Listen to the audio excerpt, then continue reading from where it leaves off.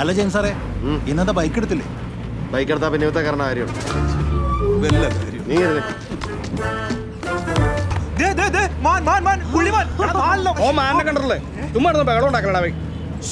Hello, ഈ വഴി ആദ്യമായിട്ടാണോ? അതെ അതെ അതെ.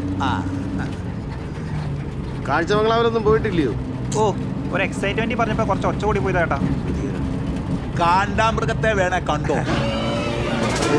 അങ്ങോട്ട് നോക്കിയാ മതി, ദേ അവിടെ ഇടയ്ക്ക് വരാറുണ്ട്.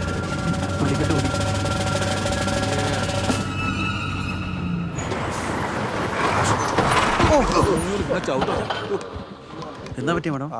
എന്തോ പറ്റിയിട്ടുണ്ട്. സ്ഥിരം പരിപാടി തന്നെ. വർക്ക്ഷോപ്പിൽ നിന്ന് ആള് വരേണ്ടി വരും.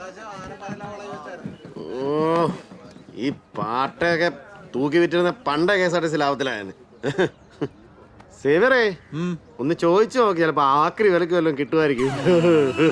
അത് ഞാൻ ചോദിച്ചോളാം.